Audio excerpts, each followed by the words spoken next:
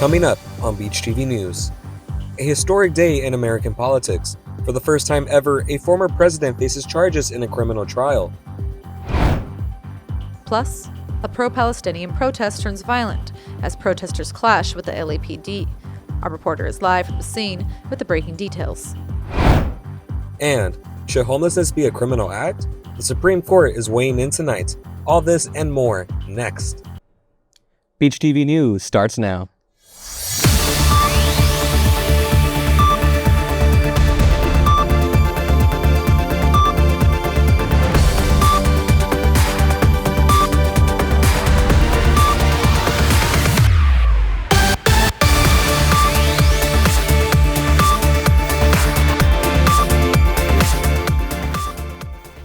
Welcome to this edition of Beach TV News. I'm Arely Valenzuela. And I'm Kevin Fernandez. Beach TV News is brought to you by the broadcast journalism students at Cal State Long Beach. We begin tonight in New York on the eve of a historic day with the first ever criminal trial of a former U.S. president. Former President Donald Trump is back in court today. The prosecution and Trump's attorneys delivered their opening statements, and the first witness was called to the stand. Trump faces charges related to a 2016 hush money payment of over $130,000 to adult film star Stormy Daniels. Prosecutors say Trump broke the law and corrupted the 2016 election by trying to cover up multiple sexual encounters with Daniels.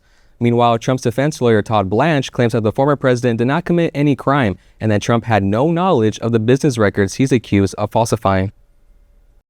I'm here instead of being able to be in Pennsylvania and Georgia and lots of other places campaigning, and it's very unfair. This is a witch hunt and it's a shame. And now over to the breaking story coming out of the University of Southern California. The campus has been shut down, and students and faculty were arrested in the latest round of protests over the Israel-Hamas war. Our reporter Liz Hanna is live at USC with more. Liz, what can you tell us? We're here at the University of Southern California where protesters clashed with campus police in an occupation that started when tents were being carried onto Alumni Park. Campus police issued a tactical alert calling in the LAPD to help clear tents and monitor the pro-Palestinian protesters. While most people we talked to say the protest was peaceful, we did hear reports from some students that the confrontation got heated, and almost 100 were arrested. I talked to several USC students about their experiences today, and they wanted to remain nameless. They tried to arrest someone, but what happened was all the people just surrounded the cop car, and so he couldn't move, and they had to let the person go. And so that kind of escalated the situation a little bit, but honestly it was mostly peaceful. Protesters are demanding that the university separate from organizations that they say profit from Israeli apartheid, genocide, and occupation in Palestine. Some say they have heard protesters using what they feel is anti-Semitic hate speech, and there are reports of vandalism, standoffs, and altercations that compromise the safety of campus officers. However, others feel that the police presence felt threatening and unnecessary. No justice, no peace.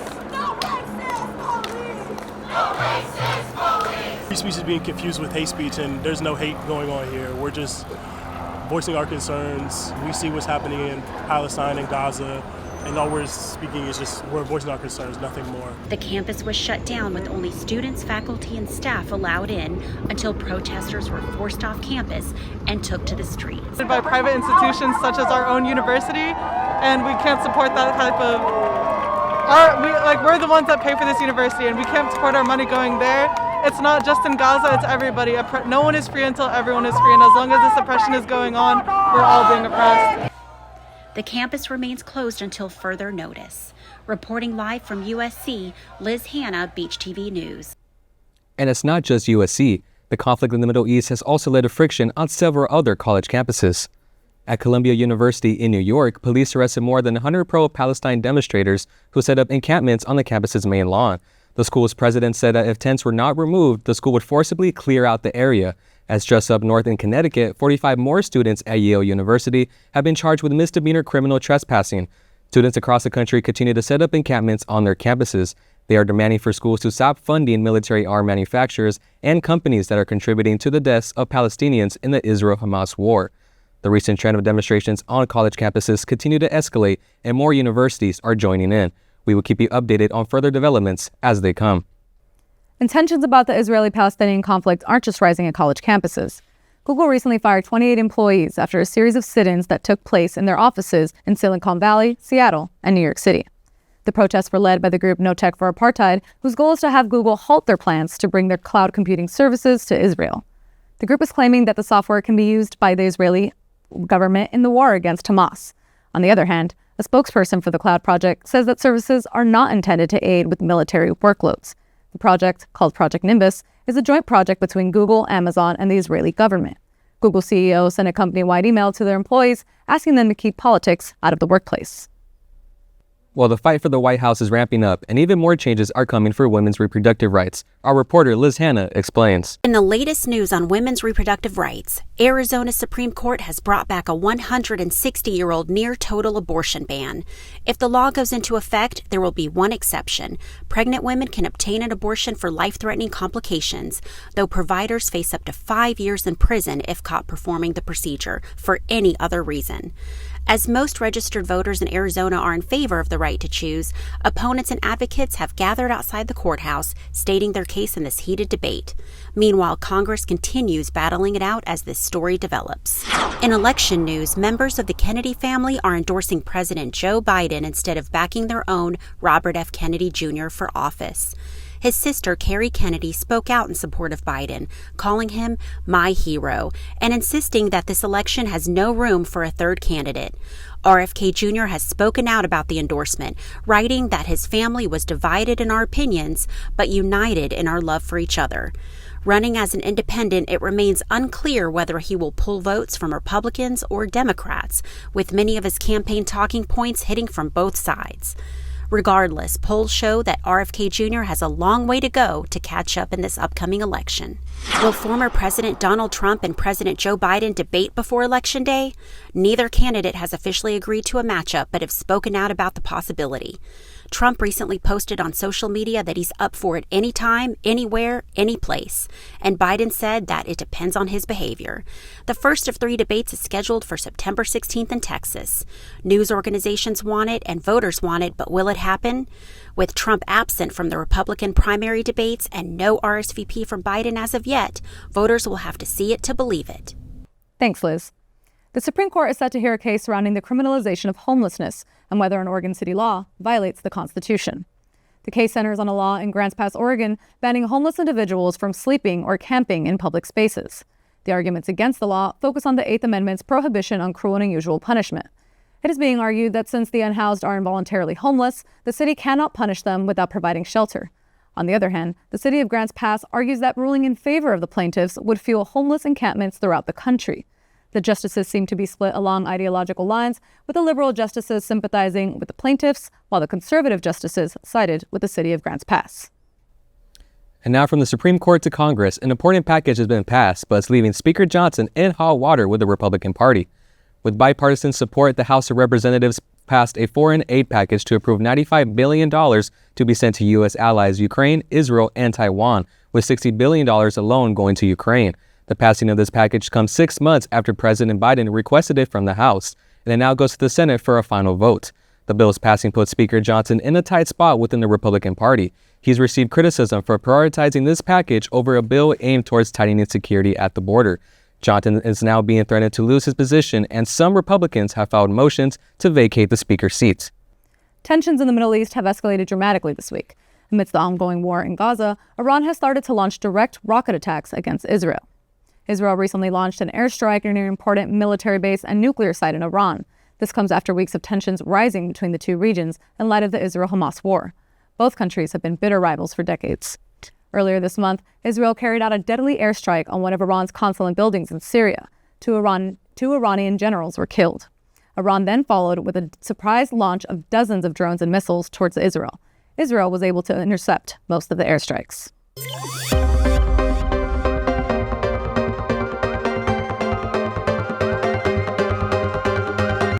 In other international news, climate change is severely impacting some regions. BTVN News reporter Madeline Fredrickson has more on those details. Madeline?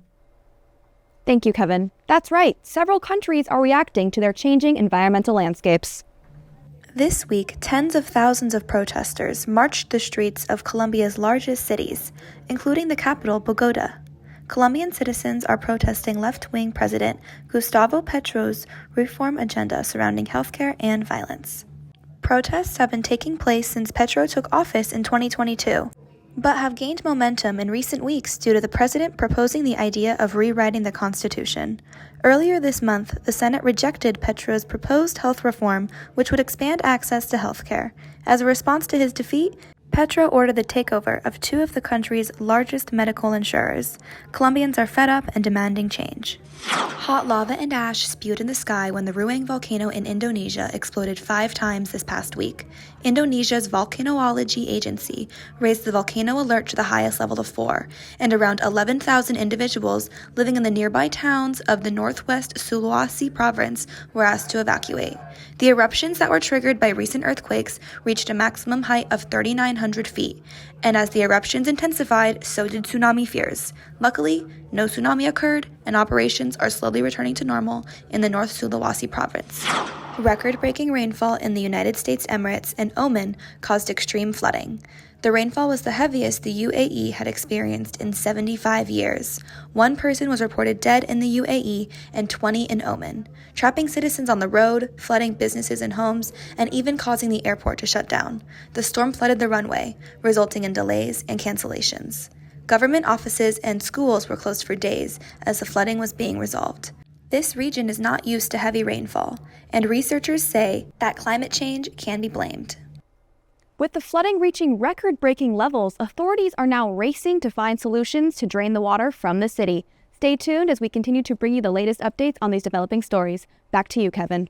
We're going to take a short break, but when we return, The stakes couldn't be higher this postseason for LA Sports and Long Beach State Volleyball, who have their eyes locked in on another title. Plus, find out which major grocery store chain is recalling some of their produce. All that and more when we return.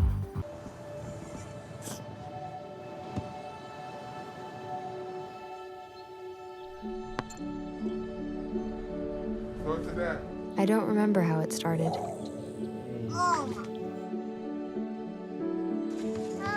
Our back and forth. Victory. Fumble. Repeat. It always came back.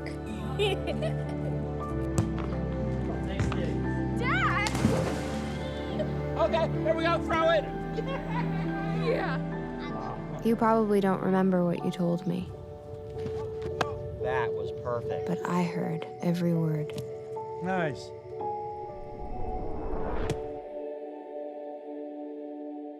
Listen, let's go see your room.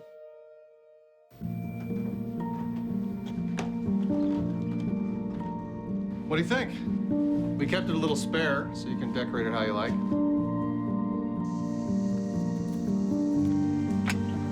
Dinner! Go? Excellent. Soccer is fun. Yeah, I saw you guys out there. We're the family. Yeah! Oh, I thought you were on my team.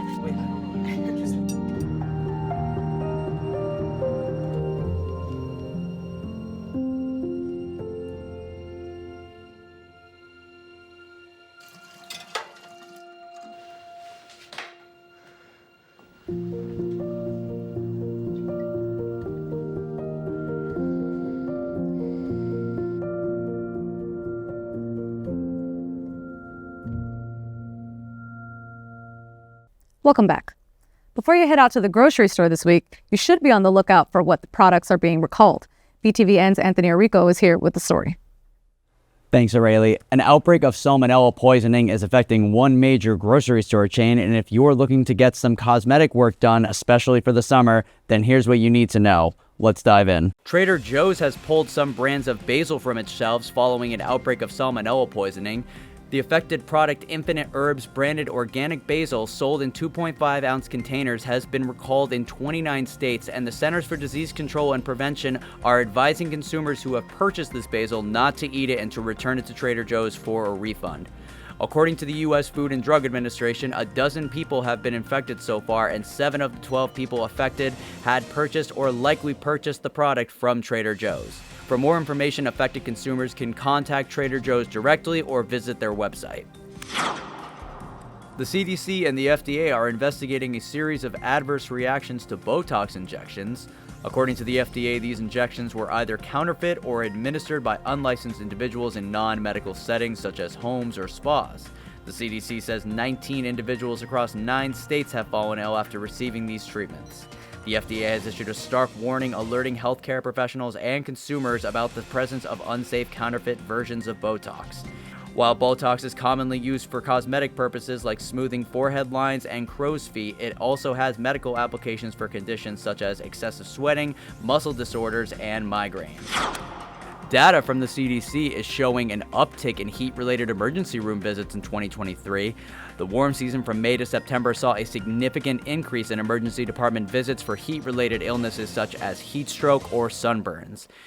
The severity of heat-related emergencies has also intensified, with the rates of emergency room visits soaring above historic peaks during July and August. The CDC reported more than 300 related emergencies for every 100,000 total emergencies over this time period. The U.S. Department of Health and Human Services defines extreme heat days as those with temperatures exceeding 95% of historical averages.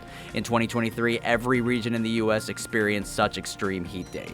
Will summer temperatures break records again this year? Regardless, make sure to protect yourself against any heat-related emergencies. Back to you, O'Reilly. Thanks, Anthony. Well, switching gears now, the Long Beach State Shark Safety Program is in danger of being out of funds by the beginning of summer. So what exactly happens if the program runs out of money? Our reporter Emily Bloomquist has more details. The Shark Lab at Long Beach State is in danger of being out of funds by the beginning of June. In 2018, the lab received funding from the state to develop the California Shark Beach Safety Program.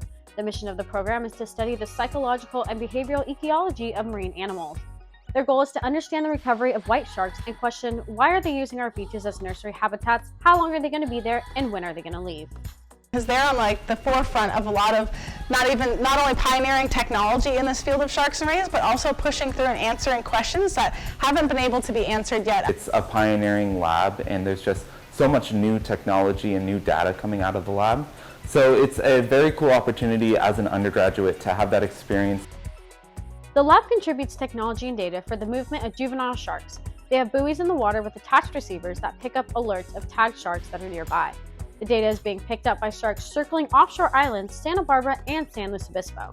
The lab is built up by student, undergrad, and graduate staff and assistants. It is directed by marine biology professor Chris Lowe. The research where we use cutting-edge technology. We're also trying to get this information to lifeguards who are responsible for managing beaches and the general public so that people can be safer as they use the beaches. The CSULB Shark Lab has been a great aid to students as well as the public at the beach. With state budget cuts, their funding has been taken away and they are looking for $7 million in donation from private and nonprofit organizations. Donations will help keep their technology and resources in the water for the next 5 years.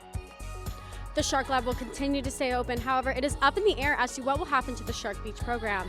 Reporting from the beach, I'm BTVN reporter Emily Bloomquist.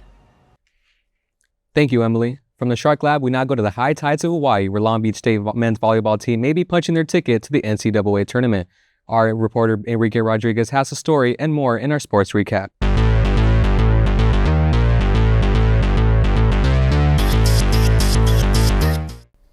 Thank you, Kevin. It's playoff season, ladies and gentlemen. Our men's volleyball team is looking to take home another Big West title. Meanwhile, the Lakers, Clippers, and the NHL's Kings are entering the playoffs against familiar foes. Let's dive in. Playoff basketball has begun for the city of Los Angeles. First, we go to Denver as the Lakers play the Nuggets in Game 2. The Lakers had a 20-point lead, but just like Game 1, Denver came all the way back. And here's the player of the night, Jamal Murray, at the buzzer! Jamal Murray wins the game for the Nuggets. Over Anthony Davis, Jamal Murray sends Nuggets fans home happy. The Nuggets will take Game 2 and lead the series 2-0. And now we go to downtown Los Angeles as the Clippers meet the Mavericks in the playoffs once again. In Game 1, it was pure dominance for the Clippers as their offense cannot be stopped, led by James Harden, who had 28 points and 8 assists this game. The Mavericks were not able to get this game close. The Clippers lead the series 1-0. The Los Angeles Kings meet the Edmonton Oilers in the playoffs for the third straight season. In Game 1, it was not close, as the Oilers were up 4-0 in the second period. Zach Hyman even pulled a hat trick for the Oilers. Edmonton will lead the series 1-0. Long Beach State's men's volleyball is looking to win the Big West Championship for the first time since 2018 against UC Irvine. First, the Beach were able to win a close first set after an error by UC Irvine. However, the Anteaters were able to bounce back, taking set 2 with a kill from Connor Campbell. The Beach, however, would respond to that by taking the last 2 sets with ease, both of them ending with a kill by Clark Godbold. For the first time since 2018, the Beach have been crowned Big West champions for men's volleyball. The Beach will enter the NCAA tournament as the 2 seed and will play the 7th seed Belmont Abbey on April 30.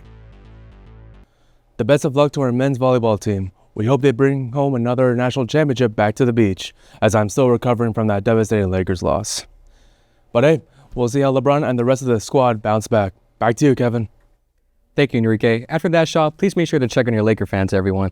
That franchise is going through it. But I do want to mention one more thing. The last time our NCAA volleyball team won the NCAA tournament back in 2019, we hosted it here at the Pyramid.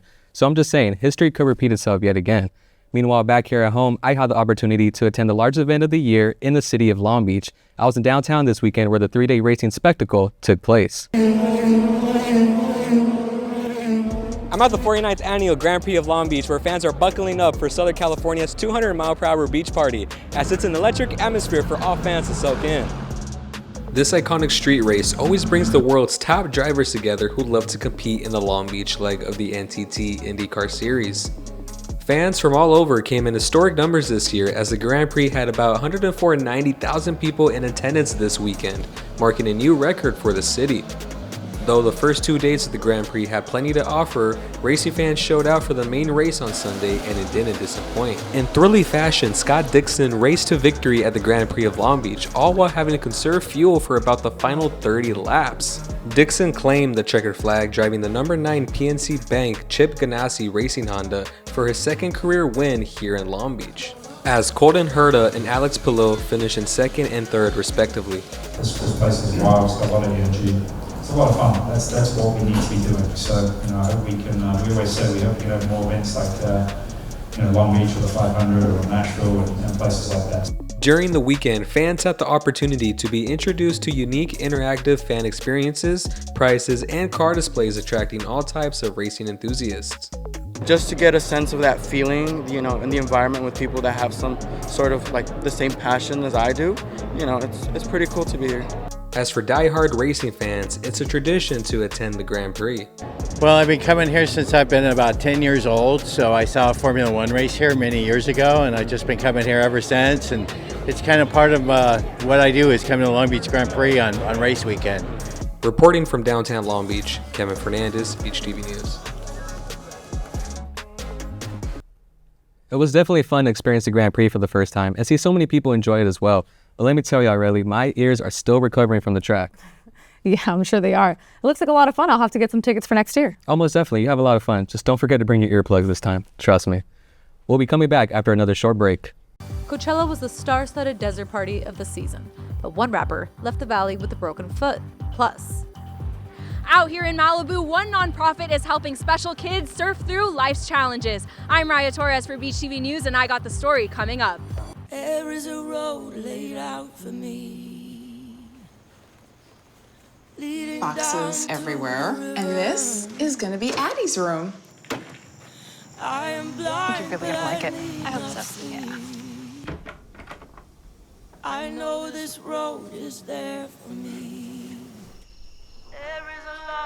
First night here, but Amy seems cool. Ways down by the river. I am blind, but I need not see. I got this. I know this road is there for me. Okay. If I'm really free, take me down to the river and wash me.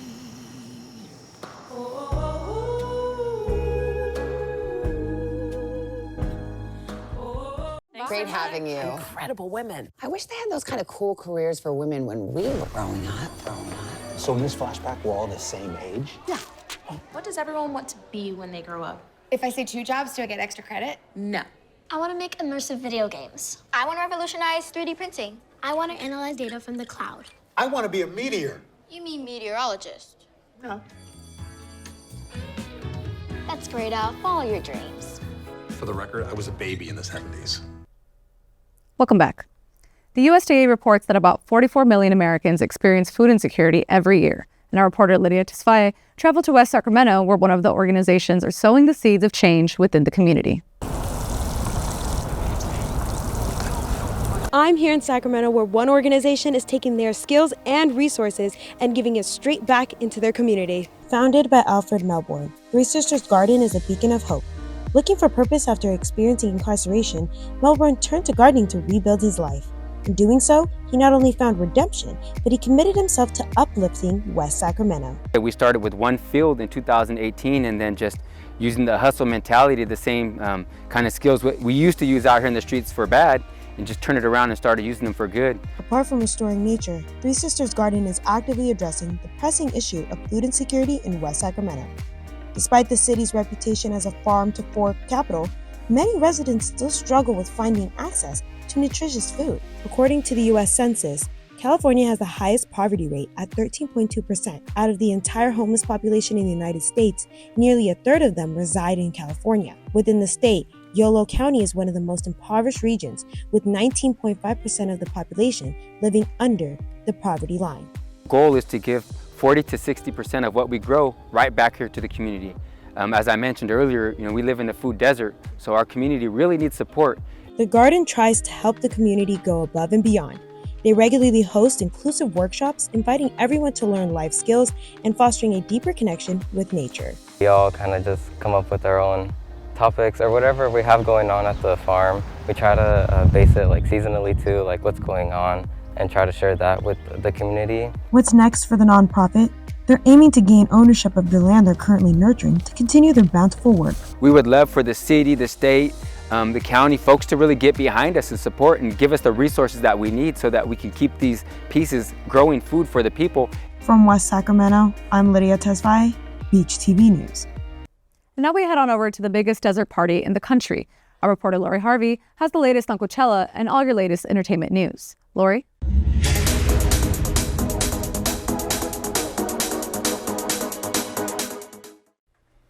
That's right, Areli. Coachella is back, and it was definitely one for the books.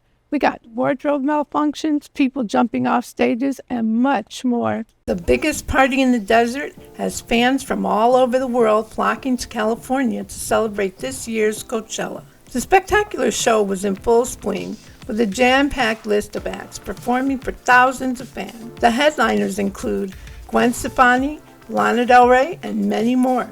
Speaking of Gwen, she had a wardrobe malfunction, and her handler had to come on stage to stitch her back up while she was still performing. Now on to a performance that shocked everyone. Kid Cudi decided to make his show memorable by jumping off the stage, but seemed to hit the ground hard. Cudi was taken away, and his show had to be canceled. He would later come to social media telling fans that he broke his foot, and he's doing okay now.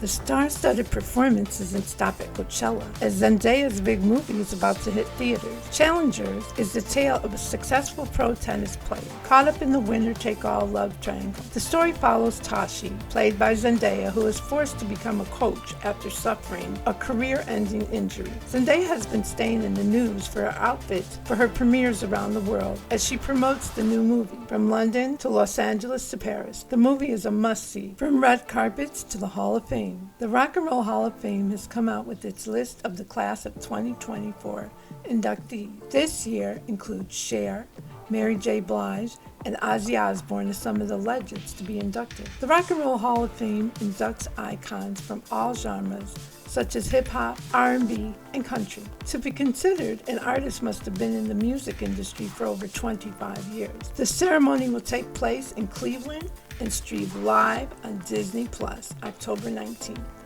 I can't wait to see the Rock and Roll Hall of Fame, as some of my faves will be honored. Back to you guys at the news desk. The boxing ring might not be the only place where folks can take jabs at each other, as two rappers continue to duke it out. Where else? On the internet, of course. Our reporter Haley Salazar has all the details. Haley?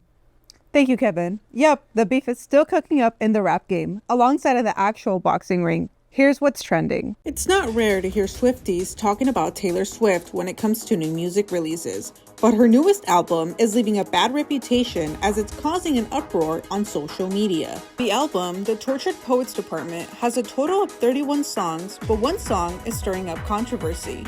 I Hate It Here is Taylor's reflection on nostalgia while singing that she would wish to live in the 1830s, but without all the racist and getting married off for the highest bid. The lyrics took quite a turn as the reactions from others began to question Swift and make fun of her for her strange attitude and intolerance of what was happening in that era. While on the other side, the Swifties are still trying to understand her and clarify the lyrics on social media. Regardless though, many people are still not convinced over the lyrics and her reasoning behind it. Taylor wasn't the only one dropping music, as Drizzy Drake has officially clapped back at Kendrick Lamar with his new diss song, Push Ups. The song Push Ups was leaked but has now been officially released by Drake, and he continues to throw jabs as the cover art for the song had a small shoe size tag mocking Lamar. He also mentions that his song, Like That, didn't start the beef between them, but rather that beef had already begun years ago. But the dissing doesn't stop there, as Drake strikes again with his new song that uses AI technology. Taylor-made freestyle includes Tupac and Snoop Dogg, which are known to be Kendrick's idols. Many people have mixed reactions towards both songs, especially as people are upset over the use of AI. We'll have to see where this beef leads us to, as Lamar has still not responded back to the diss yet. From fights in hip-hop to fights in the actual ring, Ryan Garcia might have just beat Devin Haney in the super lightweight fight, but one opponent that he was not expecting to lose to was the scale. Garcia set a bet with Haney that he would weigh 140 pounds at the weigh-in. The two of them both placed $500,000 for every pound that they were to go over. Garcia ended up weighing 143.2 pounds, causing him to pay up Haney $1.5 million. Garcia might have lost the bet, but he won the overall fight against Haney. The fight was definitely an interesting one to watch. I can't wait to see who Ryan Garcia takes on next. Kevin and Areli, back to you. When the skies are blue and the surf is high in SoCal, one nonprofit sees the opportunity to bridge surfing with philanthropy. Our reporter Raya Torres went to Malibu to attend this one-of-a-kind event. In sunny Southern California, it's pretty common for surfers to take advantage of the perfect surf day. One nonprofit takes this a wave higher. For 14 years, the TheraSurf organization provides free surf therapy for kids with special needs. During the events, each child is paired with a volunteer so they can ride the waves together.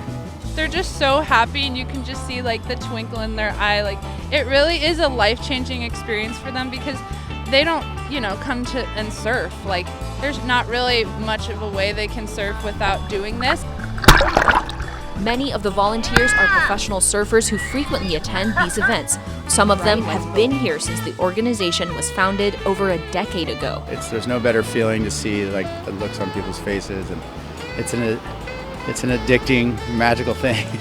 And as much as the organization provides avid surfers the chance to pay it forward, parents and kids say they often come back to bask in the sun and have lots of fun. My two kids love it and love the treatment that they get, the inclusion that they have, and they feel like they can do everything when they're here. Evelyn Delgado is a mother of two, and she has brought her children to these events for the last 3 years. Evelyn's daughter, Sophia, is a 15-year-old with Down syndrome. Sophia tells us about her dreams for the future. What do you want to be when you grow up? Go with surfer. You want to surfer? Yeah. Do you hope to do this as well one day? Yes. These events have encouraged families to spread the word, and people are always looking forward to the next event. Reporting from Malibu, Raya Torres, Beach TV News. What an inspirational story. It was great seeing these kids have a chance to hit the waves. They will definitely cherish this experience forever. And we end tonight with a story about an important milestone for our news team. Our broadcast Beach TV News was selected by the Society of Professional Journalists as the best all-around television newscast of 2023. That's right, Areli. A very much deserved award for our amazing team of TV journalists. Our dedicated reporters are out in the community week after week reporting on news surrounding local, national, and at times even international issues. Our new revamped broadcast program started just under 2 years ago when our news director, Jesus Ayala, came to Cal State Long Beach with a vision to have the program compete for accolades. Well, that vision is now a reality, and we now get to add this award to a growing number of trophies BTVN has won in the past year. We look forward to growing and winning many more. We really are so blessed to work with one of the best teams in collegiate broadcast news. I totally second that. Go Beach! Well, on that note, that does it for this edition of Beach TV News. I'm Kevin Fernandez. And I'm Arely Valenzuela. Remember, you can be a part of the conversation. Head over to our social apps at Beach TV News, and while you're there, show us some love and let us know which was your favorite story. From all of us at BTVN, we've got one final moment to give a huge shout out to the graduating class of 2024. Good night, Long Beach.